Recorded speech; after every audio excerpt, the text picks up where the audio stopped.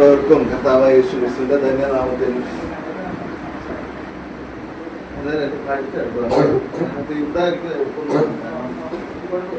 അല്ലെങ്കിൽ ഞാൻ അങ്ങോട്ടും നോക്കി ഇങ്ങോട്ടും നോക്കും, ഇത് കുഴപ്പമില്ല. കർത്താവായ യേശുക്രിസ്തുവിന്റെ ധന്യനാമത്തിൽ സഭയായി ഞങ്ങൾക്കുള്ള സന്തോഷവും സ്നേഹവന്ദനവും അറിയിക്കുകയാണ്. എന്റെ മുമ്പിൽ ദൈവകൃപയിൽ ഇന്ന് ആവശ്യത്തിന് സമയമുണ്ട് എന്ന് പറഞ്ഞ് ഞാൻ നിങ്ങളെ ഉള്ള സമയം മുഴുവൻ എടുത്ത് ബോർഡടിപ്പിക്കത്തൊന്നുമില്ല. ഇവിടുന്ന് ആഹാരവും കഴിച്ചിട്ടേ വിടത്തുള്ളൂ എന്ന് അങ്കിൾ പറഞ്ഞിരിക്കുന്നത്. അപ്പൊ അതുകൊണ്ട് എന്താണേലും ഇരിക്കണം. അപ്പൊ അതുകൊണ്ട് പരമാവധി വേഗത്തിൽ ഞാൻ ചില ചിന്തകൾ നിങ്ങളുമായിട്ട് പങ്കുവെക്കും. ദൈവം നമ്മളെ സഹായിക്കട്ടെ. പ്രത്യേകിച്ച് നമുക്കറിയാം, ഈ ദിവസങ്ങളിൽ ഈ പ്രിയ ഭവനം പ്രിയ മാതാവിന്റെ വേർപാടോടുള്ള ബന്ധത്തിൽ ദുഃഖിച്ചിരിക്കുന്ന ഒരു ഭവനമാണ്. പ്രിയ വിനു ബ്രദറ്, സഹോദരി, കുഞ്ഞുങ്ങള്, മറ്റു പ്രിയപ്പെട്ടവരൊക്കെ ആ ദുഃഖത്തിലായിരിക്കുന്നു. എന്നാൽ ദുഃഖത്തിനപ്പുറത്ത് ഒരു പ്രത്യേക സന്തോഷമുണ്ട്, അല്ലേ? നമ്മൾ പാട്ട് പാടിയപ്പോൾ പാടിയൊരു പാട്ട് ഇങ്ങനെയാണ്. 3 പാട്ട് നല്ല പാട്ടായിരുന്നു കേട്ടോ. ഞങ്ങള് ബ്രദറായിരിക്കുന്ന ഞങ്ങളെന്ന് പറഞ്ഞ പാട്ട് പാടുന്ന കൈയടിക്കാനൊക്കെ പുറകില്ല. പക്ഷെ ഇന്ന് നമ്മുടെ ഗണേഷ് ചാകന്റെ ലീഡർഷിപ്പിലാന്ന് തോന്നുന്നത് നല്ല അടിപൊളിയായിട്ട് കൈയൊക്കെ അടിച്ചായിരുന്നു പാടിയത്. അപ്പം അതിൽ പാടിയൊരു പാട്ടുണ്ട്, പുത്തനാം ഭവനം എത്തി വിശ്രമിപ്പാൻ ആർത്തിയോടെ ഞാൻ കാത്തിരിക്കുന്നു. അപ്പം ഞാൻ ഈ അന്ന് അടക്കത്തിന് വന്നപ്പോ എന്റെ മനസ്സില് ഈ നമ്മുടെ വിനു ബ്രദറിന്റെ മമ്മിയെ ഓർത്തൊരു അസൂയ തോന്നി. കാരണം ഈ മമ്മിക്ക് എവിടെയൊക്കെ വീടുള്ളത്,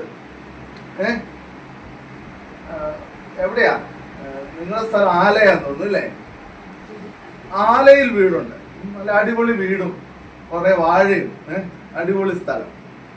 ഇനി അത്യാവശ്യം വന്നാൽ നമ്മുടെ ട്രംപിന്റെ അടുത്ത് പോയാലും അവിടെ ഒരു വീട് വിനുമോൻ മേടിച്ചു വിട്ടിട്ടുണ്ട്. അപ്പൊ 2 വീടായി. 2 വീടേ ഉള്ളോ? ആ മമ്മിക്ക് ഉണ്ടായിരുന്ന 3ാമത്തെ ഒരു ഭാഗ്യം. അപ്പം ആലയിലെ വീടും വിട്ട് മമ്മി പോയി. അമേരിക്കയിലെ വീട്ടിൽ മമ്മി വന്നിട്ടുണ്ടോ എന്ന് എനിക്കറിയത്തില്ല. അവിടെയും താമസിച്ചു. അതിനേക്കാൾ പുത്തനായിട്ടുള്ളൊരു വീട്ടിലേക്ക് മമ്മി പോയി. എത്ര ഭാഗ്യമുള്ള ആളാ മമ്മി, അല്ലേ? അപ്പൊ നമുക്ക് സങ്കടപ്പെടേണ്ട ആവശ്യമില്ല. മാത്രമല്ല, നമ്മളെല്ലാരും എവിടേക്കാ പോണേ? എമ്മിച്ചെറിയാൻ സാറിന്റെ ഒരു പാട്ടുണ്ട്, എനിക്കുണ്ടൊരു പുത്തൻ പാട്ട് പാടാൻ, എനിക്കുണ്ടൊരു മിത്രം കൂട്ടുകൂടാൻ,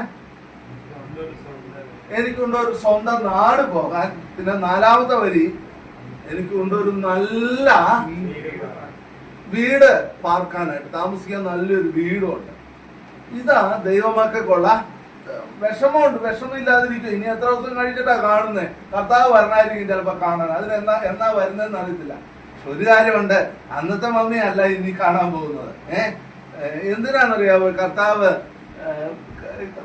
പറഞ്ഞിരിക്കുന്ന വാക്ക് എന്നാണെന്നറിയാവോ? നമ്മളൊക്കെ അവനോട്, കർത്താവിനോട് സദൃശന്മാരാകുന്ന പറഞ്ഞിരിക്കുന്നത്. അപ്പം ഇനി കാണുമ്പം വിനു ബ്രദർ തന്നെ അങ്ങോട്ട് ഞെട്ടിപ്പോകും. എന്റെ കർത്താവേ, എന്റെ മമ്മിക്ക് അന്ന് ഞാൻ കണ്ടതിനേക്കാൾ ഇത്രയും സൗന്ദര്യത്തോടെ, ഇത്രയും തേജസ്സോടെ, പണ്ടത്തെ ക്ഷീണമില്ല, പണ്ടത്തെ എന്റെ മോനെ നടുവേദന, എന്റെ മോനെ പ്രയാസമാണെന്ന് പറഞ്ഞ ആ വേദനകളില്ല, കഷ്ടമില്ല. അങ്ങനെ ഒരു രൂപത്തോടു കൂടി നമ്മുടെ പ്രിയപ്പെട്ടവരെ, ഇതെത്ര ഭാഗ്യമായി, അല്ലേ? അതുകൊണ്ടാണ് ഞാൻ പറഞ്ഞത് അസൂയ തോന്നിയെന്ന്. പ്രിയ മാതാവിനെ ഓർത്ത് കർത്താവിന് സ്തോത്രം ചെയ്യുന്നു. പുത്തനാം ഭവനത്തെ കാത്തിരിക്കുന്ന പ്രിയപ്പെട്ടവരെ ഓർത്ത് കർത്താവിന് സ്തോത്രം ചെയ്തു. കഴിഞ്ഞ ദിവസം ഞങ്ങള് ചില സഹോദരന്മാർ ഒരു കാര്യത്തിൽ ഒരു തർക്കം ഉണ്ടായി. രസമുള്ള വിഷയം. ഒരു പക്ഷെ ഇത് കഴിഞ്ഞിട്ട് നിങ്ങളും വേണമെങ്കിൽ ഫുഡ് കഴിക്കുന്നതിന് സമയത്ത് തർക്കിക്കും. വിഷയം ഇതായിരുന്നു, ആമക്കളാണോ ഭേദം, പെൺമക്കളാണോ ഭേദം? ഏതായിരിക്കും മെച്ചം? ഇപ്പൊ തർക്കിക്കണ്ട. ഇപ്പൊ തർക്കിക്കാൻ പോയാൽ നമ്മുടെ വിഷയം മുഴുവൻ മാറിപ്പോകും. തോമസ് കുട്ടിയങ്ങളിനോട് ചോദിച്ചാൽ തോമസ് കുട്ടിയങ്ങൾ പറയും പെൺമക്കളാ ഭേദം എന്ന് പറയും. ചാക്കോങ്കിളിനോട് ചോദിച്ചാൽ ചാക്കോങ്കിൾ പറയും ആമക്കളാ ഭേദം. അവര് തമ്മിൽ തല്ല് കൂടിക്കോട്ടെ. അപ്പൊ നമ്മുടെ സഭയിലും പലരും പെൺമക്കൾ തന്നെ ഉള്ളവരും ഉണ്ട്, ആൺമക്കളുള്ളവരും ഉണ്ട്. നമുക്കത് പിന്നീട് ചിന്തിക്കാം. ഞാനത് ആ വിഷയത്തിലേക്ക് വരും. നമ്മള് ഒരു കുടുംബത്തിന്റെ ചിത്രമാണ് നമ്മൾ വായിക്കാനായിട്ടുള്ളത്. ഒരു മനോഹരമായ ഒരു കുടുംബം. ആ കുടുംബത്തിന്റെ ചില പ്രത്യേകതകൾ നമ്മൾ ഒരുമിച്ച് വായിക്കാനായിട്ട് ആഗ്രഹിക്കുകയാണ്. ഞാൻ പറഞ്ഞ വിഷയം പിന്നീട് നമ്മൾ ചിന്തിക്കും. മർക്കോസിന്റെ സുവിശേഷം 2-ാം അധ്യായത്തിന്റെ 1 മുതൽ 12 വരെയുള്ള വാക്യങ്ങൾ ആർക്കെങ്കിലും ഒന്ന് വായിക്കാവോ? മർക്കോസിന്റെ സുവിശേഷം 2-ാം അധ്യായത്തിന്റെ 1 മുതൽ 12 വരെയുള്ള വാക്യങ്ങൾ. ചില ദിവസം കഴിഞ്ഞ ശേഷം അവൻ പിന്നെയും കഫർന്നഹൂമിൽ ചെന്നു. അവൻ വീട്ടിലുണ്ടെന്ന് ശ്രുതിയായി. ഉടനെ വാതിൽക്കൽ പോലും ഇടമില്ലാത്ത വണ്ണം പലരും വന്നുകൂടി. അവൻ അവരോട് തിരുവചനം പ്രസ്താവിച്ചു. അപ്പോൾ 4 ആൾ ഒരു പക്ഷവാതക്കാരനെ ചുമന്ന് അവന്റെ അടുക്കൽ കൊണ്ടുവന്നു. പുരുഷാര നിമിത്തം അവനോട് സമീപിച്ചു കൂടാകിയാൽ അവൻ ഇരുന്ന സ്ഥലത്തിന്റെ മേൽപ്പുര പൊളിച്ച് തുറന്നു പക്ഷവാതക്കാരനെ കിടക്കയോടെ ഇറക്കി വെച്ചു. യേശു അവരുടെ വിശ്വാസം കണ്ടിട്ട് പക്ഷവാതക്കാരനോട്, മകനെ, നിന്റെ പാപങ്ങൾ മോചിച്ചു തന്നിരിക്കുന്നു എന്ന് പറഞ്ഞു. അവിടെ ചില ശാസ്ത്രിമാർ ഇരുന്നു. ഇവൻ ഇങ്ങനെ ദൈവദൂഷണം പറയുന്നത് എന്ത്? ദൈവം ഒരുവനല്ലാതെ പാപങ്ങളെ മോചിക്കുവാൻ കഴിയുന്നവൻ ആര് എന്ന് ഹൃദയത്തിൽ ചിന്തിച്ചുകൊണ്ടിരുന്നു. ഇങ്ങനെ അവർ ഉള്ളിൽ ചിന്തിക്കുന്നത് യേശു ഉടനെ മനസ്സിൽ ഗ്രഹിച്ച് അവരോട്, നിങ്ങൾ ഹൃദയത്തിൽ ഇങ്ങനെ ചിന്തിക്കുന്നത് എന്ത്? പക്ഷവാതക്കാരനോട് നിന്റെ പാപങ്ങൾ മോചിച്ചു തന്നിരിക്കുന്നു എന്ന് പറയുന്നതോ എഴുന്നേറ്റ് കിടക്ക എടുത്ത് നടക്കുക എന്ന് പറയുന്നതോ ഏതാകുന്നു എളുപ്പം എന്ന് ചോദിച്ചു. എന്നാൽ ഭൂമിയിൽ പാപങ്ങളെ മോചിക്കുവാൻ മനുഷ്യപുത്രന് അധികാരമുണ്ട് എന്ന് നിങ്ങൾ അറിയേണ്ടതിന് അവൻ പക്ഷവാതക്കാരനോട്, എഴുന്നേറ്റ് കിടക്കയെടുത്ത് വീട്ടിലേക്ക് പോകുക എന്ന് ഞാൻ നിന്നോട് പറയുന്നു എന്ന് പറഞ്ഞു. ഉടനെ അവൻ എഴുന്നേറ്റ് കിടക്കയെടുത്ത് എല്ലാവരും കാണുകെ പുറപ്പെട്ടു. അതുകൊണ്ട് എല്ലാവരും വിസ്മയിച്ചു. ഇങ്ങനെ ഒരു നാളും കണ്ടിട്ടില്ല എന്ന് പറഞ്ഞ് ദൈവത്തെ മഹത്വപ്പെടുത്തി. ഒരു വാക്ക് പ്രാർത്ഥിക്കാം. പിതാവേ, വായിച്ച വേദഭാഗത്തിൽ നിന്ന് അങ്ങയുടെ ഞങ്ങളോട് സംസാരിക്കണം. പിതാവേ, അങ്ങയുടെ വചനം കേൾക്കാൻ ഞങ്ങളെ സഹായിക്കണം. മഹത്വത്തിൽ എടുക്കണം. യേശു കർത്താവിന്റെ അതിപരിശുദ്ധമായ നാമത്തിൽ തന്നെ ആമേൻ. മനോഹരമായ, ഞാൻ ആദ്യം പറഞ്ഞ പോലെ മനോഹരമായ ഒരു വീടിന്റെ മനോഹരമായ ചില പ്രത്യേകതകളാണ് ഞാൻ നമ്മളിവിടെ വായിച്ചത്. 5 പ്രത്യേകതകൾ ഈ വീടിന്റെ ഞാൻ ആദ്യം ഒന്ന് പറയും. അതിനുശേഷം നമ്മൾ ഒരുമിച്ച് ആ 5 പ്രത്യേകതകളും വേഗത്തിൽ ഒന്ന് ചിന്തിക്കും. 5 പ്രത്യേകതകൾ പറയുമ്പോൾ ഇപ്പൊ നമുക്ക് ഇങ്ങനെ തോന്നൽ വരും, എന്റെ കർത്താവിന് അത് എപ്പം തീരും, വേഗത്തിൽ തീരും കേട്ടോ. 5 പ്രത്യേകതകളിൽ 1-ാമത്തെ പ്രത്യേകത തുടക്ക വാക്യം തന്നെ ഒന്ന് നോക്കിക്കേ. ഇംഗ്ലീഷില് ആ വാക്യം ഒന്ന് വായിക്കാവോ ജോഷമനെ? ഇംഗ്ലീഷിൽ ആ വാക്യം.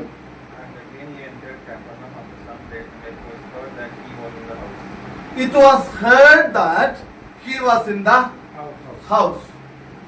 അവൻ വീട്ടിലുണ്ടെന്ന് ശ്രുതിയായി. ആൾക്കാർ മുഴുവൻ പറയാൻ തുടങ്ങി, ഈ വീട്ടിൽ ആരുണ്ട്?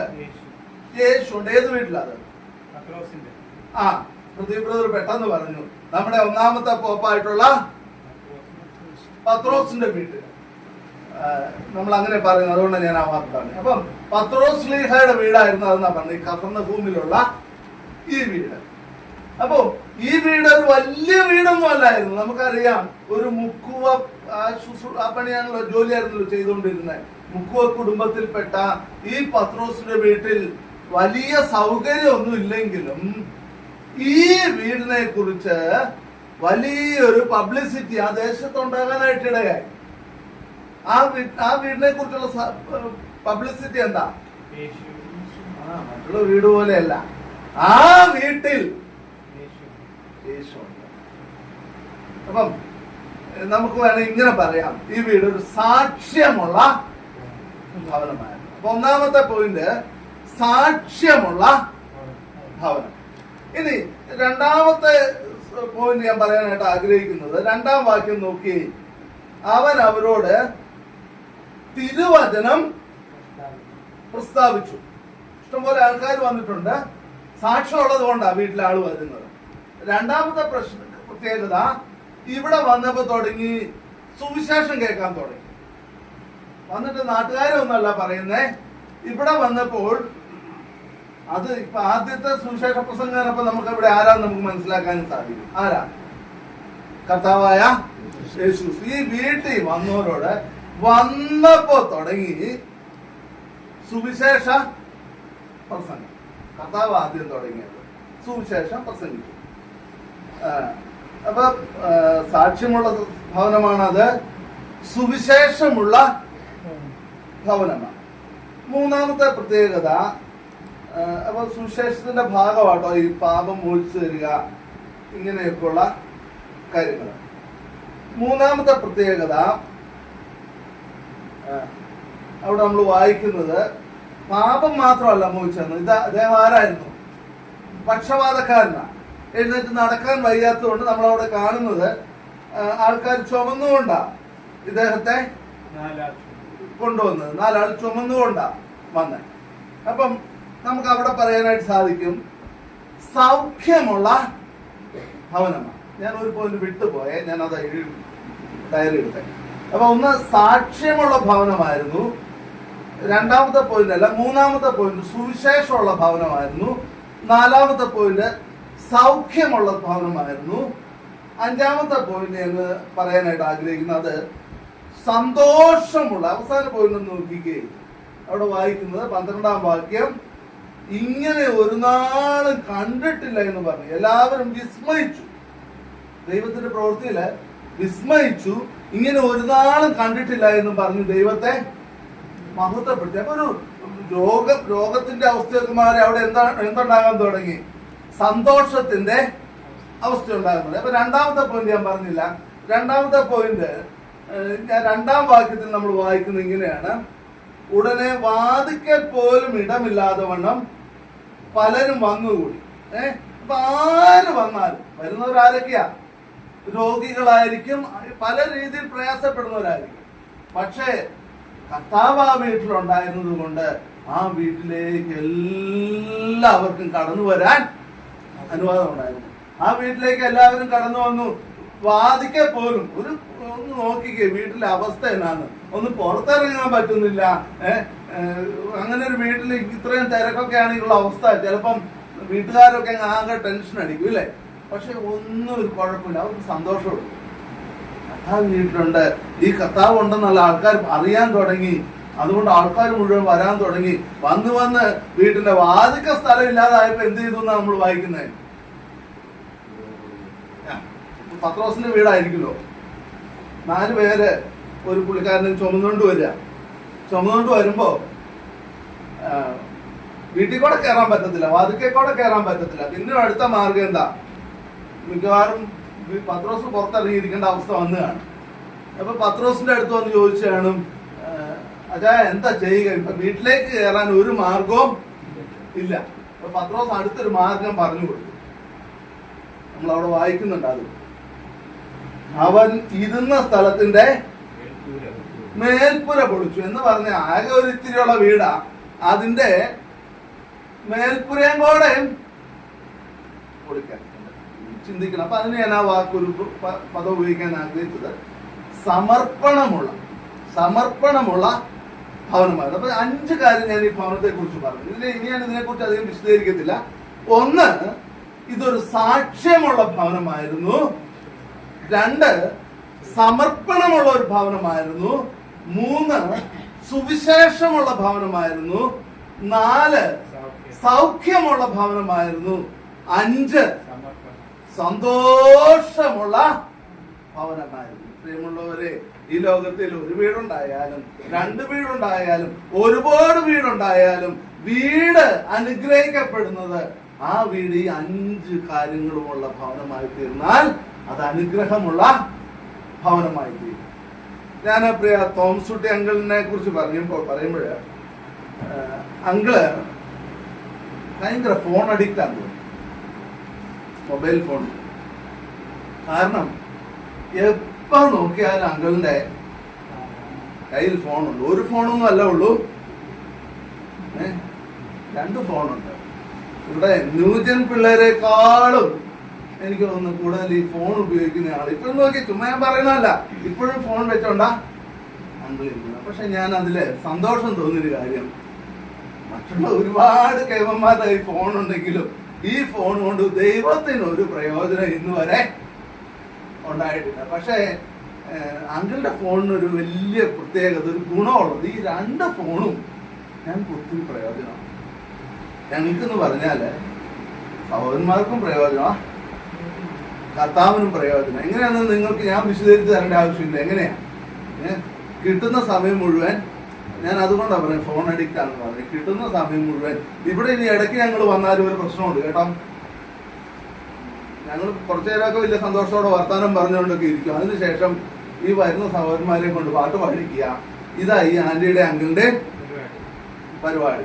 വരുന്ന സഹോദരന്മാരെ കൊണ്ട് പാട്ടും പാടിപ്പിക്കുക. അപ്പൊ ഞാനും കഴിഞ്ഞ പ്രാവശ്യം വന്നിട്ട് പാടി ഇഷ്ടംപോലെ. അപ്പൊ ആളുകൾ അത് കേൾക്കുന്നുണ്ട്. അതിനു വേണ്ടി നമുക്ക് സാക്ഷ്യം പുലർത്തുമ്പോൾ ദൈവം എന്തോരോ അവസരങ്ങളാണ് ദൈവം നമുക്ക് തരുന്നത്. പക്ഷെ ഫലപ്രദമായി വിനിയോഗിക്കാൻ നമുക്ക് സാധിക്കുന്നതാണ് ദൈവസന്നിധി നമുക്ക് കിട്ടുന്ന ഏറ്റവും വലിയ ഭാഗ്യം. അപ്പൊ ഞാൻ പറയാൻ വന്നു ഒന്നാമത്തെ പോയിന്റ്, സാക്ഷ്യമുള്ള ഭവനം. എന്ത് സാക്ഷ്യമാണ് നമ്മൾ പറയാൻ പോകുന്നത്? ഈ ദിവസങ്ങളിൽ നമുക്കറിയാം അമേരിക്കയിലൊക്കെ ഒരു ദൈവദാസനെ വെടിവെച്ചു കൊടുത്തു. അദ്ദേഹത്തിന്റെ പേര് ചാർലി കിർക്ക് അല്ലെ, ചാർലി കിർക്ക് എന്ന് പറഞ്ഞ ദൈവദാസനെ വെടിവെച്ചു കൊടുത്തു. അദ്ദേഹം ചെയ്ത തെറ്റെന്നാന്ന് ചോദിച്ചാൽ തെറ്റൊന്നുമല്ല ചെയ്തത്. ഒരു ഓർഗനൈസേഷൻ ഉണ്ടാക്കി അല്ലേ, ആ ഓർഗനൈസേഷന്റെ പേര് ടേണിംഗ് പോയിന്റ്. എനിക്ക് അതിൽ ചെറിയൊരു കൺഫ്യൂഷൻ ഉണ്ട്. ടേണിംഗ് പോയിന്റ് എന്ന് പറഞ്ഞ ഓർഗനൈസേഷൻ. ഈ ഓർഗനൈസേഷൻ ഉണ്ടാക്കിയതിനു ശേഷം ഇദ്ദേഹം അനേകരെ ക്രിസ്തുവിലേക്ക് തിരിച്ചു കൊണ്ടുവരാൻ സാധിച്ചു. ഒരു ക്രിസ്ത്യാനി തന്നെയാണ് തോന്നുന്നു അദ്ദേഹത്തെ വെടിവെച്ചു കൊണ്ട്. പക്ഷെ ഞാൻ ചോദിക്കട്ടെ, അതുകൊണ്ട് ക്രിസ്തുവിന്റെ സാക്ഷ്യത്തിന് നഷ്ടപ്പെടാൻ വന്നോ? ഒരു ചാനലിലേക്ക് മരിച്ചപ്പോഴ് എനിക്ക് കാണാൻ പറ്റിയത് ആ രാജ്യത്തെ ട്രംപ് കഴിഞ്ഞാൽ അടുത്തയാള്, ട്രംപും പ്രസംഗിച്ചു, അത് കഴിഞ്ഞാൽ അടുത്തയാള് വൈസ് പ്രസിഡന്റ് JD വാൻസ്. അമേരിക്കക്കാരുള്ളപ്പോൾ നമുക്ക് എളുപ്പമുണ്ടല്ലോ. JD വാൻസ് അദ്ദേഹം വളരെ ശക്തമായിട്ട് സുവിശേഷം പറയുന്നത് കേൾക്കാൻ സാധിക്കും. പിന്നെ ഞാൻ കാണുന്നത് ആ ദേശത്ത് മുഴുവൻ ഇപ്പൊ ഒരു സുവിശേഷത്തിന്റെ മാറ്റം. നമ്മുടെ യുവാക്കളാ ഇപ്പൊ പറയുന്നത്. നിങ്ങൾ ഫോണിലൊക്കെ നോക്കിയാൽ കാണാം, മിടുക്കന്മാർ യുവാക്കൾ വഴിയരികിൽ നിന്നിട്ട് നശിച്ചു പോകുന്ന ആൾക്കാരെ കണ്ടിട്ട് അവരോട് സുവിശേഷം പറയുന്ന ഒരു സാഹചര്യം നമുക്ക് കാണാനായിട്ട് സാധിക്കും. ഇപ്പൊ അപ്പച്ചന്മാർക്കും നമുക്കൊക്കെ ഇച്ചിരി മടിയൊക്കെ ഉള്ളത്. പക്ഷെ യുവ സഹോദരന്മാര് കർത്താവിനെ അറിഞ്ഞവര് അവരിപ്പോൾ സാക്ഷ്യം പറയും. നമ്മളോട് സുവിശേഷം പറയാൻ പറയണത് എന്താണെന്നറിയാവോ? സാക്ഷ്യം പറയാനാണ്. വേറെ ഒന്നും പറയേണ്ടെന്ന്. കർത്താവിലേക്ക് ആളുകളെ തിരിക്കാൻ. ഞങ്ങളുടെ മധ്യത്തിലേക്ക് ഈ ദിവസങ്ങളിൽ ദൈവകൃപയാ ഞങ്ങൾക്ക് ബുധനാഴ്ചയൊക്കെ നമ്മുടെ സഹോദരന്മാർ പോകുന്നുണ്ട്. അപ്പം വലിയ സുവിശേഷ പ്രസംഗര് പ്രിയ ഗണേശ് ചായനും കഴിഞ്ഞ ദിവസം ഷായ്ചായനും സാക്ഷ്യം പറഞ്ഞു. എന്താ അനുഗ്രഹിക്കപ്പെട്ട സാക്ഷിയാണെന്നറിയാമോ? കർത്താവ് നൽകിയ മാറ്റം, നടത്തിയ മാറ്റങ്ങൾ. ഇത് പറയാൻ ആർക്കും ഒരു ബൈബിൾ കോളേജിലും പോയി പഠിക്കേണ്ട ആവശ്യമില്ല. യേശു എന്നെ സൗഖ്യമാക്കി എന്ന് പറയാൻ തീർച്ചയായും എല്ലാവർക്കും സാധിക്കും. ഇനി രക്ഷയിലേക്ക് വരാൻ ഞാൻ അതൊന്ന് പറയണമെന്ന് എനിക്കൊരാഗ്രഹമുണ്ട്. കാരണം ഇത് ഞാൻ പറഞ്ഞല്ലോ, നമ്മൾ സുവിശേഷത്തിന്റെ ഭവനത്തെ കുറിച്ച് നമ്മൾ വായിക്കുന്നത്. രക്ഷയിലേക്ക് വരിക എന്ന് പറഞ്ഞാൽ എന്താ? രക്ഷിക്കപ്പെടുക എന്ന് പറഞ്ഞാൽ, രക്ഷിക്കപ്പെടുക എന്ന് പറഞ്ഞാൽ യേശുവിനെ ശിക്ഷയിൽ നിന്ന് ഒഴിവാണ്. യേശുവിനെ രക്ഷകനും കർത്താവുമായി ഹൃദയത്തിൽ സ്വീകരിക്കുക. അപ്പം യേശുവിനെ കർത്താവായിട്ട് സ്വീകരിച്ചു കഴിയുന്ന ഒരു വ്യക്തി ലോകത്തോട് വിളിച്ചു പറഞ്ഞു. യേശുവിന് 2 തരം ശിഷ്യന്മാരുണ്ടായിരുന്നു. രഹസ്യ ശിഷ്യന്മാരും ഉണ്ടായിരുന്നു, പരസ്യ ശിഷ്യന്മാരുണ്ടായിരുന്നു. രഹസ്യ ശിഷ്യന്മാരുടെ പേര് നമുക്കറിയാവോ? 1-2 പേരെ കുറിച്ച് ബൈബിളിൽ വ്യക്തമായിട്ട് പറയുന്നുണ്ട്. നിക്കോദെമോസ് ഒരു രഹസ്യ ശിഷ്യനായി. പിന്നെ ഒരു ശിഷ്യനുണ്ട് ജോസഫ്. ഇവർ 2 പേരും രഹസ്യ ശിഷ്യന്മാരായിരുന്നു. എന്താ രഹസ്യ ശിഷ്യൻ എന്ന് പറഞ്ഞാൽ? ഇവർക്കുള്ള പ്രശ്നം എന്താന്ന് വെച്ചാൽ, ഇവർക്ക് യേശുവിനെ വേണം. യേശുവിനെ സ്വീകരിച്ചു, രക്ഷകനായിട്ട് സ്വീകരിച്ചവർ തന്നെ. പക്ഷേ അതിനപ്പുറത്തേക്ക് ഒരു സ്റ്റെപ്പ് മുമ്പോട്ട് വയ്ക്കാൻ അവർക്ക് ചില മടിയൊക്കെ ഉണ്ട്. എന്താണെന്നറിയാമോ കാരണങ്ങള്? ഒന്ന്, നല്ല സമൂഹത്തിൽ ഒരുമാതിരി നല്ല സ്ഥാനവും മാനവും ഒക്കെ ഉള്ളതാണ്. ഇതൊക്കെ നഷ്ടപ്പെടുമെന്നൊരു പേടിയുണ്ട്. യോസേഫ് എന്ന് പറഞ്ഞാൽ മന്ത്രിയായിരുന്നു. നിക്കോദിമോസ് എന്ന് പറഞ്ഞാൽ യഹൂദന്മാരുടെ ഉപദേഷ്ടാവായിരുന്നു. ഇവരൊക്കെ സുവിശേഷവും പറഞ്ഞുകൊണ്ട് അല്ലെങ്കിൽ യേശുവിനെ കണ്ടെത്തി എന്ന് പറഞ്ഞാൽ പിന്നെ ഉള്ള വിലയൊക്കെ പോകുമെന്നുള്ളൊരു പേടിയില്ല. ഞാൻ എന്റേതായ ചിന്തയിൽ പറയായിരുന്നു കേട്ടോ. അങ്ങ് രഹസ്യ ശിഷ്യന്മാരായി ഇരിക്കാനായിട്ട് ഇടയായി. എന്നാൽ മറ്റു ചില ആളുകൾ നമുക്കറിയാം, പൗലോസിനെ പോലെയുള്ള വ്യക്തികളാണ്. അവർ രഹസ്യമായിട്ടൊന്നും വെച്ചില്ല. കിട്ടിയ സന്തോഷം ഉറക്കെ ലോകത്തിന്റെ മുമ്പിൽ വിളിച്ചു പറഞ്ഞു. ഈ സ്നാനപ്പെട്ട ചില ആൾക്കാർ ചോദിക്കും, സ്നാനപ്പെടുമ്പോ സ്വർഗത്തിൽ പോകാൻ. സ്വർഗത്തിൽ പോകാൻ സ്നാനപ്പെടുമൊന്നും വേണ്ട. രഹസ്യ ശിഷ്യന്മാരും സ്വർഗത്തിൽ പോകും, പരസ്യ ശിഷ്യന്മാരും സ്വർഗത്തിൽ പോകും. പക്ഷേ സ്നാനപ്പെടുന്ന എന്തിനാ? ലോകത്തോട് ഞാൻ ഒരു നദിയിലോ അവിടെയെങ്കിലൊക്കെ ഇറങ്ങിയിട്ട് ഇങ്ങനെ വിളിച്ചു സ്നാനപ്പെടുമ്പോൾ ഞാൻ ലോകത്തോട് വിളിച്ചു പറയുക, ഇനി ഞാൻ ഒറ്റയ്ക്കല്ല. ഞാൻ ആരോട് ചേർന്നു? ആരോട് ചേർന്നു?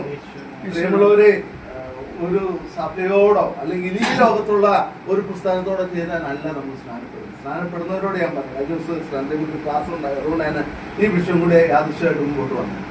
സ്നാനപ്പെടുമ്പോൾ നമ്മൾ ലോകത്തോട് വിളിച്ചു വന്നൊരു വാക്കുണ്ട്, ഞാൻ ക്രിസ്തുവിനോട് ചേർന്നു. അതാ വായിക്കുന്നത്. ക്രിസ്തുവിനോട് ചേരുവാനാണ് നമ്മള് സ്നാനപ്പെടുന്നത്. അപ്പൊ ക്രിസ്തുവിനോട് ചേരുക എന്ന് പറഞ്ഞാൽ എന്നാന്നറിയാം അർത്ഥം? അതിന് ഇംഗ്ലീഷില് ക്രിസ്തുവിനോട് ചേരുക എന്നുള്ള വാക്കല്ല കൊടുത്തിരുന്നത്. അതിന് പകരം ഇൻ ക്രൈസ്റ്റ് എന്നുള്ളൊരു വാക്കായി റോമർ 6:3 എഴുതും. ഇൻ ക്രൈസ്റ്റ് എന്ന് പറഞ്ഞാൽ സ്നാനപ്പെട്ട, അതിന് രക്ഷിക്കപ്പെട്ട സ്നാനപ്പെട്ട ഒരു വ്യക്തി, പിന്നെ അവൻ ഇൻ ക്രൈസ്റ്റ് ആണ് എന്ന് പറഞ്ഞാൽ പിന്നെ അവന് സ്വന്തം വ്യക്തിത്വം ഇല്ല. അതുകൊള്ളാം. സ്വന്തം വ്യക്തിത്വം നഷ്ടപ്പെടുക എന്ന് പറഞ്ഞാൽ അവസ്ഥ. ഞാൻ ആദ്യം പറഞ്ഞ വിഷയത്തിലേക്ക് മടങ്ങി വരട്ടെ. പെൺമക്കളാണോ ആമക്കളാണോ നല്ലത്? രണ്ടുപേരും നല്ലതാണ്. ഈ വീട്ടില് 3 പെൺമക്കളാണ്. അങ്കിളിനും ആന്റിക്കും ഒക്കെ പറ്റിയൊരു പ്രശ്നം എന്നാന്നറിയാവോ? ഒരു 10-20 വയസ്സ് വരെയൊക്കെ ഇവരെ വളർത്തിക്കൊണ്ട് വന്നു. ഇവരെ വളർത്തിക്കൊണ്ട് വന്നതിന് ശേഷം പിന്നെ ഇവരെന്ത് ചെയ്തു? അന്നേരമാണ് ബിനു സഹോദരനും മമ്മിയും കൂടി വന്നേ. ആദ്യത്തെ ആളെ കണ്ടു. അദ്ദേഹം ആ ആളെ ബിനു സഹോദരൻ ജീവിത സഖിയായിട്ട് മാറ്റി. അതുവരെ മംഗളിന്റെ ആന്റിയുടെയും കയ്യിലിരുന്ന ഈ മോള് അതോടുകൂടി എന്ത് ചെയ്തു? മറ്റൊരു ഭവനത്തിന്റെ ഭാഗമായിട്ട് തീർന്നു. മംഗളിനും ആന്റിക്ക് ശരിക്കും വിഷമമായി തോന്നി കാണത്തില്ലേ? ഇല്ലെന്നാ എനിക്ക് തോന്നുന്നു. കാരണം എന്നാന്നറിയാവോ? മറ്റൊരു ഭവനത്തിന്റെ അംഗമായി തീർന്നെങ്കിലും അങ്കിളും ആന്റിയും പിന്നീട് പറഞ്ഞത് എന്റെ മോള് പോയെന്നല്ല, എനിക്ക് വേറെ ഒരു, ഇപ്പോഴും പറഞ്ഞ ആ വാക്കതാ, ഞങ്ങൾക്ക് വേറെ ഒരു മോനെയും കൂടി കിട്ടി. ഇപ്പൊ പറഞ്ഞു വന്നപ്പോ മോളേക്കാൾ സ്നേഹം ആരോടാണെന്ന് എനിക്ക് തോന്നുന്നത്? മോനോടാ. കാരണം എന്താണെന്നറിയാവോ? ഷീബ തോമസ് എന്നുള്ള ആള് ഷീബ വിനുവാൻ. വീട് മാറി, വീട്ടുപേര് മാറി, മാതാപിതാക്കൾ മാറി, എല്ലാം മാറിയെങ്കിലും ആ സഹോദരി ആ ബിനു സഹോദരനോട് ചേർന്നപ്പോഴ് ഈ ഭവനത്തിന് കൂടുതൽ സന്തോഷമാവുന്നു. കാരണം ഒരു മോനെയും കൂടി ഞാൻ ഇത് പറയാൻ കാരണം, ഓരോ അനുഗ്രഹിക്കപ്പെട്ട മക്കള് ഭവനത്തിലേക്ക് വരുമ്പോൾ ആ ഭവനത്തിന് കൂടുതൽ ഐശ്വര്യം കൂടുകയേ ചെയ്യുന്നുള്ളൂ. ഞാൻ നമ്മുടെ സാമുവലപ്പച്ചന് 4 മക്കളാണ്. അപ്പം ഞാൻ കണ്ട ഒരു കാര്യം, ഇവർ 4 പേരും അവരുടെ പേരൻസിനെ, സാമുവലപ്പച്ചൻ എന്ന് പറഞ്ഞ ബ്ലോസം സിസ്റ്ററിന്റെ ജോഷയുടെ ഗ്രാൻഡ് ഫാദർ, ഇവർ 4 പേര് അവരുടെ പേരൻസിനെ സ്വന്തം എന്ന് പറഞ്ഞാൽ അവരെ ജനിപ്പിച്ച ആ പേരൻസിനേക്കാൾ അധികം സ്നേഹിക്കുന്നത് എനിക്ക് കാണാൻ കഴിഞ്ഞിട്ടുണ്ട്. അപ്പൊ ഇതെല്ലാം മക്കളെ കിട്ടുക എന്നുള്ള, നല്ല മക്കളെ കിട്ടുക എന്നുള്ള വലിയ ഭാഗ്യമാണ്. ഞാൻ ഇതിപ്പോ പറഞ്ഞതിന്റെ കാര്യം എന്താണെന്നറിയാവോ? ക്രിസ്തുവിനോട് ചേരുമ്പോൾ നമ്മുടെ ഐഡന്റിറ്റി മാറിയാലും അതിനേക്കാൾ മനോഹരമായ ഒരു ഐഡന്റിറ്റി കിട്ടുകയാണ്. ഞാൻ പറഞ്ഞ വിഷയം മനസ്സിലാകുന്നെന്ന് തോന്നുകയാണ്. എന്തിനാ ഞാനിത് പറഞ്ഞതെന്ന് വെച്ചാൽ, രക്ഷിക്കപ്പെട്ട ഒരു വ്യക്തി, സ്നാനപ്പെട്ട ഒരു വ്യക്തി ക്രിസ്തുവിനോട് ചേർന്ന് കഴിയുമ്പോൾ പിന്നെ പേര് മുഴുവൻ അങ്ങ് മാറിയിട്ട് പൗലോസ് പറഞ്ഞ ഒരു വാക്ക് പറയുക, ഇനി ജീവിക്കുന്നത് ഞാനല്ല, ക്രിസ്തു അത്രേ. ഒരു ദൈവ പൈതലായിട്ട് അങ്ങ് മാറുകയാണ്. അതോടുകൂടി അവന്റെ ഐഡന്റിറ്റി മാറുകയാണ്. അവന്റെ ജീവിതത്തിലെ എല്ലാ സ്വഭാവവും മാറുക. പിന്നെ സ്വന്തമായിട്ട് തീരുമാനം എടുക്കാനായിട്ട് സാധിക്കത്തില്ല. പിന്നെ എന്തു തീരുമാനം എടുക്കണമെങ്കിലും ആരുടെ അനുവാദം വേണം? ഈ കർത്താവിന്റെ അനുവാദം വേണം. ഇത് ദോഷമാണോ ഗുണമാണോ? ഈ ദൈവത്തോട്, ക്രിസ്തുവിനോട് ചേരുന്നതിന് ഒരു ഏറ്റവും മനോഹരമായ ഒരു ഉദാഹരണം കൊടുത്തിരിക്കുന്നത് ഭാര്യയും ഭർത്താവും തമ്മിലുള്ള ബന്ധമാണ്. ഞാൻ അതിന് ഒരു എക്സാമ്പിൾ കൂടി പറയാം. എഫേസ്യ ലേഖനം 5-ാം അധ്യായത്തില് ഭർത്താക്കന്മാരുടെ ഭാര്യമാരുടെ കടമകൾ പറയുമ്പോൾ ഇങ്ങനൊരു വാക്കുണ്ട്, ആകയാൽ ഭർത്താക്കന്മാരെ ഭാര്യമാരെ എന്ത് ചെയ്യണം? ഉറ്റു സ്നേഹിക്കണം. അതിനുശേഷം പറഞ്ഞിരിക്കുന്ന വാക്കാണ് പുരുഷൻ, ഞാൻ ക്രിസ്തുവിനെ നിങ്ങൾ ഒരേ അവയവമല്ലോ എന്ന് പറഞ്ഞിട്ട് പറയുക, ഞാന് അതുകൊണ്ട് പുരുഷൻ അപ്പനെ അമ്മയും വിട്ടിട്ട് ഭാര്യയോട് പറ്റിച്ചേരും. അപ്പനെ അമ്മയും വിട്ടിട്ട് ഭാര്യയോട് പറ്റിച്ചേരുന്ന പറഞ്ഞിട്ട് അടുത്തൊരു വാക്ക് പറഞ്ഞിരിക്കുന്നത് എന്നാന്നറിയാവോ? ഇത് ഞാൻ ഈ ലോകത്തുള്ള ഭാര്യയും ഭർത്താക്കന്മാർ തമ്മിലുള്ള ബന്ധത്തെ കുറിച്ചല്ല പറഞ്ഞിരിക്കുന്നത്, ഞാൻ ക്രിസ്തുവിനെയും സഭയെയും ഉദ്ദേശിച്ചത്രേ പറഞ്ഞില്ല. അപ്പൊ ക്രിസ്തുവിനോട് ചേരാന്ന് പറഞ്ഞാൽ ശരിക്കും വാക്ക് ക്രിസ്തുവിനോട് വെറുതെ ചേരുവല്ല, ക്രിസ്തുവിനോട് പറ്റിച്ചേരുക, ക്രിസ്തുവിനോട് ഇഴകിച്ചേരുക. പിന്നെ ഒരേ ജീവിതം നയിക്കുന്നവരാ ഈ ക്രിസ്തുവും ക്രിസ്തുവിലായ വ്യക്തി എന്ന് പറയുന്നത്. അപ്പം ഭാര്യയും ഭർത്താവിന്റെ ജീവിതം അങ്ങനെയല്ലേ? ഭാര്യയും ഭർത്താവും പിന്നെ വിവാഹത്തിന് ശേഷം പിന്നെ അവർക്ക് രണ്ട് ഐഡന്റിറ്റി ഇല്ല. ഈ വിവാഹ സമയത്ത് ആ ശുശ്രൂഷകൻ പറഞ്ഞൊരു വാക്കുണ്ട്, എല്ലാം കഴിയുമ്പോൾ, ഇപ്പൊ നമുക്കറിയാം കല്യാണത്തിനൊക്കെ പോകുമ്പോൾ എല്ലാം കഴിയുമ്പോൾ ചെറുക്കനെയും പെൺകുട്ടിയെയും കൂടെ വിളിച്ചിട്ട്, ഞാൻ എൻ്റെ ഭാര്യയുടെ പേര് തന്നെ പറയാം, ഡാനിയ. അപ്പം ladies and gentlemen, now we introduce Mr and Mrs Shine Varghese എന്നാണ് പറയുന്നത്. Mr and Mrs Shine Varghese. അപ്പൊ ഡാനി ഇവിടെ ഇരുന്നൊന്ന് ചോദിക്കുക, എന്റെ പേര് എന്ത് ചെയ്യുന്ന ചോദിക്കേണ്ട ആവശ്യമുണ്ടോ? എന്റെ സഹോദരി, എന്റെ ഭാര്യക്ക് അതാ സന്തോഷം. ഇനി എന്റെ പേര് പോയാലും പേരിന് കുഴപ്പമുണ്ടായിട്ടല്ല, എന്നെക്കാളും നല്ല പേരായിരിക്കും ആ പേര്, പക്ഷെ എങ്കിലും എന്റെ ഭാര്യക്ക് ഇപ്പോഴും ഇഷ്ടപ്പെടുന്ന അതാ മിസ്റ്റർ ആൻഡ് മിസ്സസ് ഷൈൻ എന്ന് പറഞ്ഞ. മിസ്സസ് ഷൈൻ എന്ന് പറയുന്നത് തന്നെ എന്റെ ഭാര്യക്ക് ഇഷ്ടം. കാരണം ഭാര്യയും ഭർത്താവും ഒന്നായി ചെയ്തു. പിന്നെ യാത്ര ചെയ്യുമ്പോൾ അതിനു മുമ്പ് വർത്താനം പറയാൻ വല്ല കാര്യങ്ങളുണ്ട്, പക്ഷെ ആ ഭാര്യയും ഭർത്താവായി കഴിഞ്ഞ വർത്താനം പറഞ്ഞാൽ തീരത്തില്ല.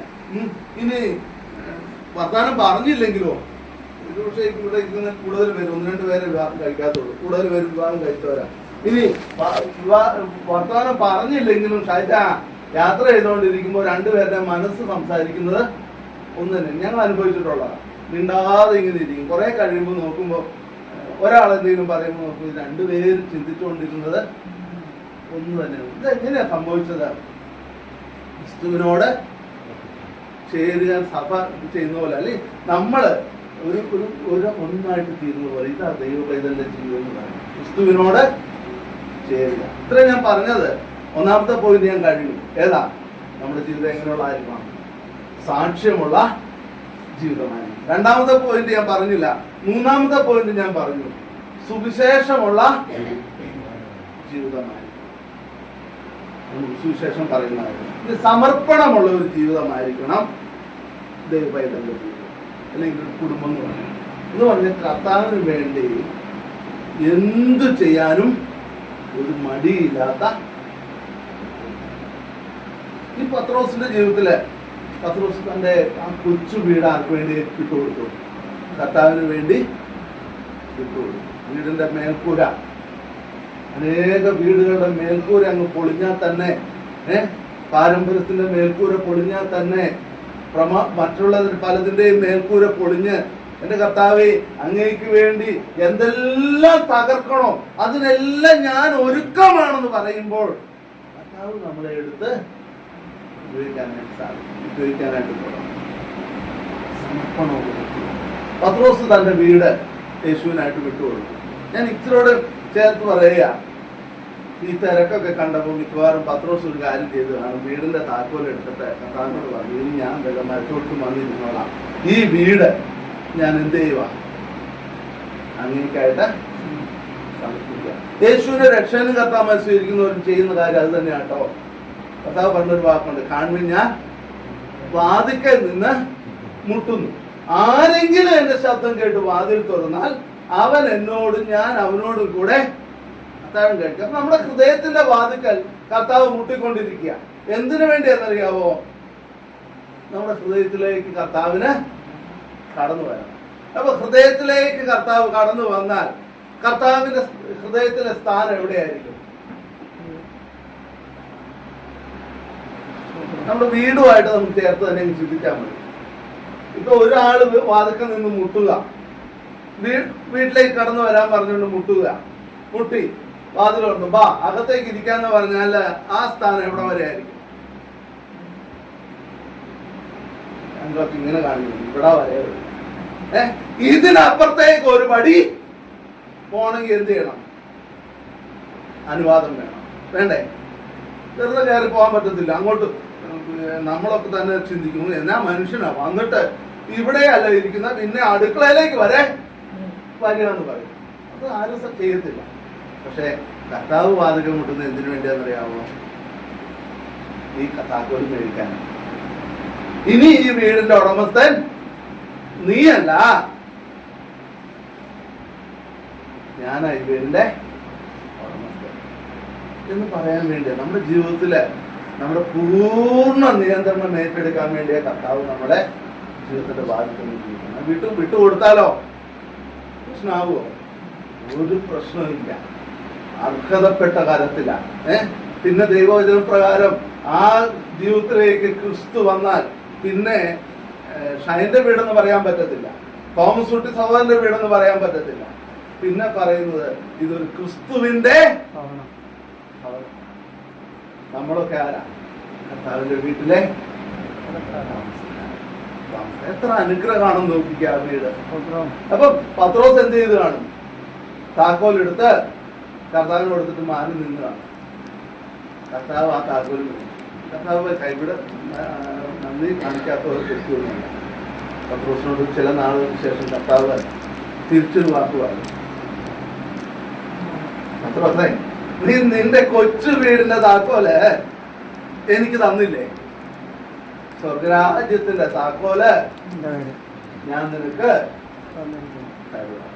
കർത്താവിന് കൊടുത്തവനൊന്നും, കർത്താവിന് വേണ്ടി എന്തെങ്കിലും നഷ്ടപ്പെടുത്തിയവനൊന്നും കർത്താവ് ഇന്ന് വരെ അത് പറയാൻ വേണ്ടി ഞാൻ ഈ വാക്കുകൾ പറഞ്ഞത്. എന്റെ ജീവിതം കർത്താവിനെ കൊടുത്തപ്പോൾ കർത്താവ് സ്വർഗത്തിന്റെ താക്കോല് വരെ കയ്യിൽ കൊടുത്തെങ്കിൽ ദൈവം നമ്മളെ മാനിക്കാൻ. അതാ സമർപ്പണം എന്ന് പറയുന്നത്. സമർപ്പണം എന്ന് പറയുന്നത് ഒരു വാക്കുകൂടി ഞാൻ അതിനോടുള്ള ബന്ധത്തിൽ ഒരു വേദഭാഗം കൂടി ഞാനൊന്ന് വായിക്കുക. ആഹാരം എടുക്കാൻ പോയിട്ടേ ഉള്ളൂ, വരുന്നതിന് മുമ്പായിട്ട് ആ വേദഭാഗം കൂടി ഞാൻ ഒന്ന് വായിച്ചു കേൾപ്പിക്കാം. 1 ദിനവൃത്താന്തം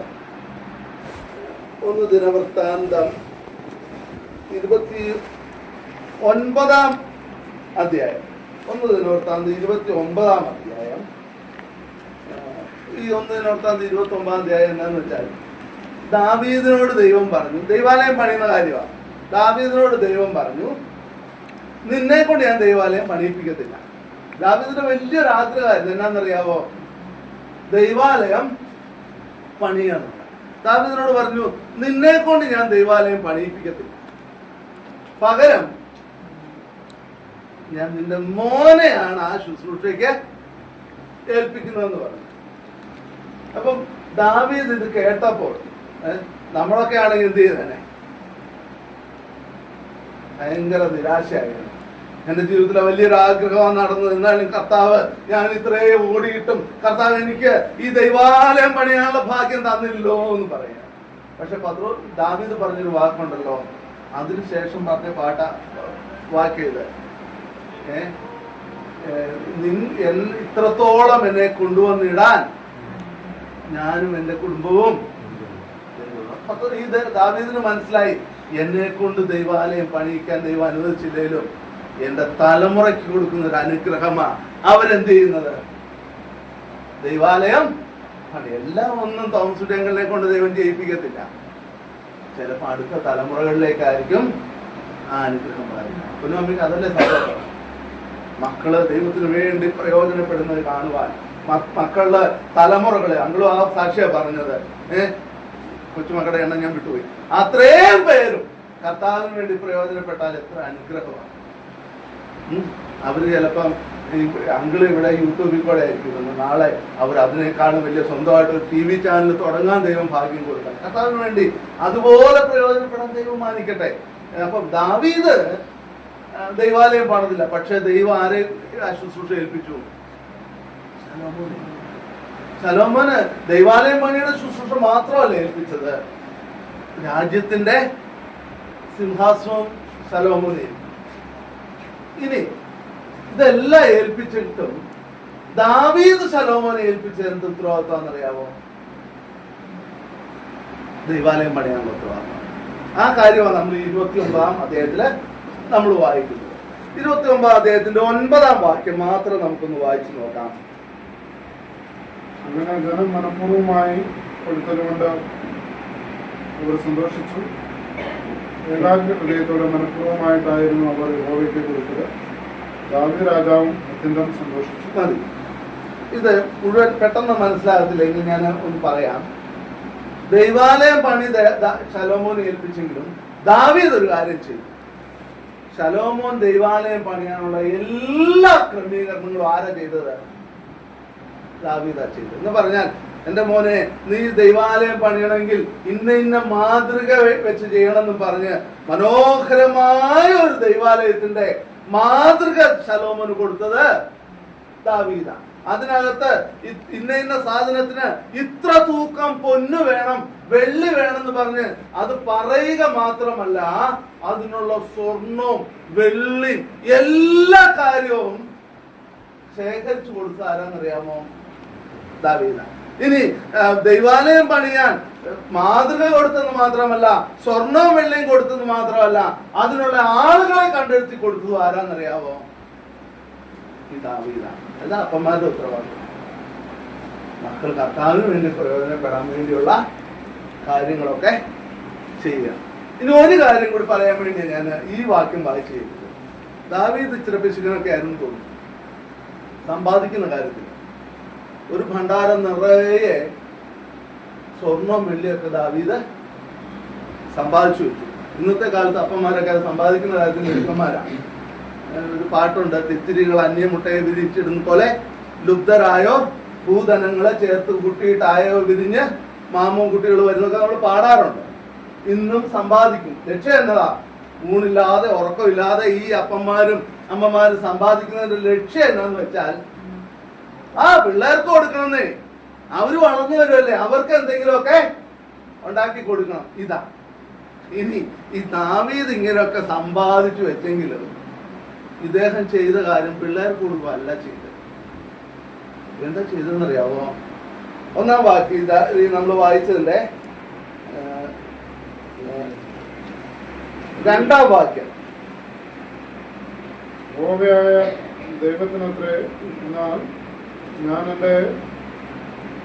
എന്റെ സർവബലത്തോടും കൂടെ എന്റെ ദൈവത്തിന്റെ ആലയത്തിന് വേണ്ടി പൊന്നുകൊണ്ടുള്ളവയ്ക്ക് പൊന്നും വെള്ളി കൊണ്ടുള്ളവയ്ക്ക് വെള്ളിയും താമ്രം കൊണ്ടുള്ളവയ്ക്ക് താമ്രവും ഇരുമ്പ് കൊണ്ടുള്ളവയ്ക്ക് ഇരുമ്പും മരം കൊണ്ടുള്ളവയ്ക്ക് മരവും ഗോമേതകല്ലും പതിപ്പാനുള്ള കല്ലും ചെറിയ പ്രവൃത്തിക്കുള്ള കല്ലും നാനാവർണ്ണമുള്ള കല്ലും വിലയേറിയ സകലവിധ രത്നവും അനവധി വെള്ളക്കല്ലും ശേഖരിച്ചു വെച്ചിരിക്കുന്നു. ദാവീദ് ശേഖരിച്ച എന്തിനു വേണ്ടിയാ? ആദ്യം തന്നെ എഴുതി വെച്ചിട്ടുണ്ട്.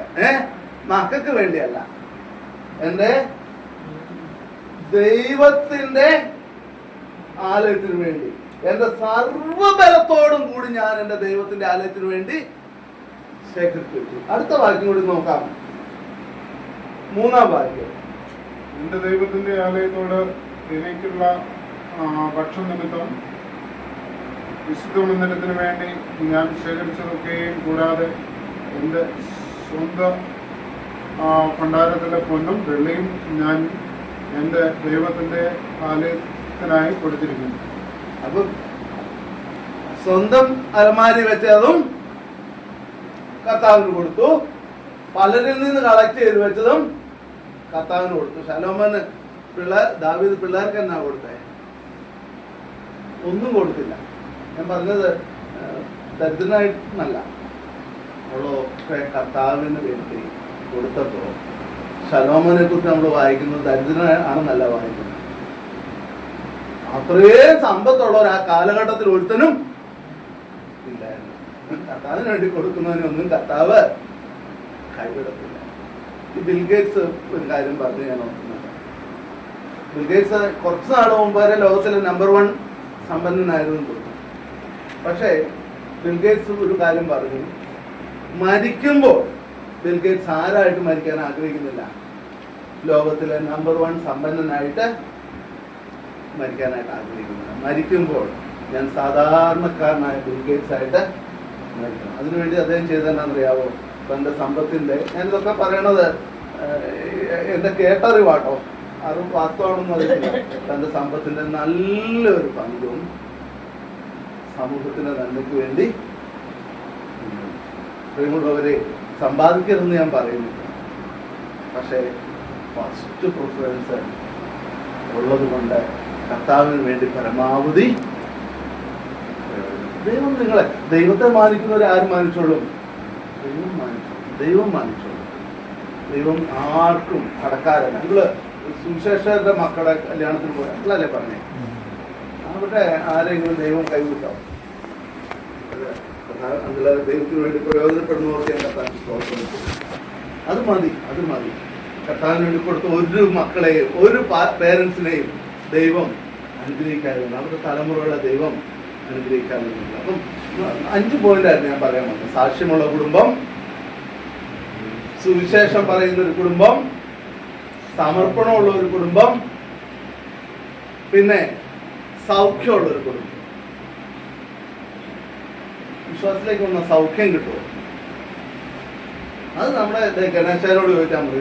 അദ്ദേഹം പറഞ്ഞ സാക്ഷ്യത, ദൈവസഭ ഒരുമിച്ചിരുന്ന് പ്രാർത്ഥിച്ചാൽ ഏത് പ്രശ്നത്തിനും, ബൈബിൾ അത് തന്നെയാ പറയുന്നത്, നിങ്ങളിൽ രോഗം അനുഭവിക്കുന്ന, പ്രയാസം അനുഭവിക്കുന്നത് എന്ത് ചെയ്തിട്ടെ? സഭയിലെ ഇന്നടുത്ത് പോയി പ്രാർത്ഥിച്ചാൽ സൗഖ്യം കിട്ടും, നല്ല ദൈവവചനം പറയുന്നത്. നിങ്ങൾ അനുഗ്രഹിക്കപ്പെട്ട കർത്താവിനോട് ചേരുന്നവരാണെങ്കിൽ, നിങ്ങൾ സാക്ഷ്യമുള്ളവരാണെങ്കിൽ, നിങ്ങൾ സുവിശേഷം അറിയിക്കുന്നവരാണെങ്കിൽ, നിങ്ങൾ കർത്താവിനോട് ആ സമർപ്പണമുള്ളവരാണെങ്കിൽ, നിങ്ങൾക്ക് സൗഖ്യം തരാൻ ആരെ കൊണ്ട് പറ്റും? ഇന്ന സ്ഥലത്ത് പോയി ഒരു ഇന്ന കാര്യം ചെയ്താൽ അല്ലാതെ. പ്രിയമുള്ളവരെ, വിശുദ്ധ തിരുവചനം വ്യക്തമായിട്ട് പറയുന്നു, സൗഖ്യം തരുന്നത് മുട്ടുമടക്കുന്ന ദൈവമക്കളുടെ കാൽക്കല ദൈവം സൗഖ്യം തരും. വേറെ ഒരിടത്തും പോകണ്ട സൗഖ്യത്തിന് വേണ്ടി, നിങ്ങളുടെ പ്രശ്നത്തിന് പരിഹാരത്തിന് വേണ്ടി വേറെ ഒരിടത്തും പോയി പ്രാർത്ഥിക്കണ്ട. ദൈവവചനം വ്യക്തമായിട്ട് പറയുക, 2 or 3 പേർ എന്റെ നാമത്തിൽ കൂടി വരുന്നിടത്ത് അവിടെ ഞാനുണ്ട്. സഭയുടെ ശ്രദ്ധേറിയ പ്രാർത്ഥന വളരെ ഫലിക്കുന്നു. സഭയിലെ അനുഗ്രഹിക്കപ്പെട്ട ദൈവമക്കളുണ്ടെങ്കിൽ, സാക്ഷ്യമുള്ള ദൈവമക്കളുണ്ടെങ്കിൽ, കർത്താവിന് വേണ്ടി ജീവിക്കുന്ന ദൈവമക്കളുണ്ടെങ്കിൽ, പ്രശ്നമായിട്ട് അവരുടെ അടുത്തേക്ക് വാ. ദൈവം അവിടെ വിടുതൽ നൽകുന്നത് നമുക്ക് കാണാനായിട്ട് സാധിക്കും. അപ്പോൾ സാക്ഷ്യമുള്ള ഭവനമായിരുന്നു, സമർപ്പണമുള്ള ഭവനമായിരുന്നു, സുവിശേഷമുള്ള ഭവനമായിരുന്നു, സൗഖ്യമുള്ള ഒരു ഭവനമായിരുന്നു. ആ ഭവനത്തിൽ എന്തും കൂടി ഉണ്ടായി? സ്തുതിയും സന്തോഷമുണ്ട്, അനുഗ്രഹമുണ്ട്. പ്രിയമുള്ളവരെ, നമ്മുടെ കുടുംബം അപ്രകാരമുള്ള ഒരു കുടുംബമായി. ക്രിസ്തുവിലാകുക എന്ന് പറഞ്ഞാൽ ക്രിസ്തുവുമായിട്ട് ചേർന്നത്. പിന്നെ നമ്മുടെ വ്യക്തിത്വത്തിന് അവിടെ സ്ഥാനമില്ല. നമ്മളെ കാണുന്നവർ ക്രിസ്തുവിനെ കാണും.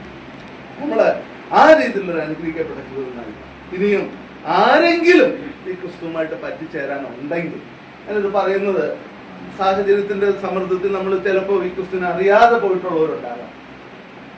ഏറ്റവും വലിയ ഭാഗ്യവാദം പ്രിയ മാതാവിന് കിട്ടിയ വലിയ ഭാഗ്യവാദം. ഞാൻ ആദ്യം പറഞ്ഞ് ഇങ്ങനെയായിരുന്നു തുടങ്ങിയത്.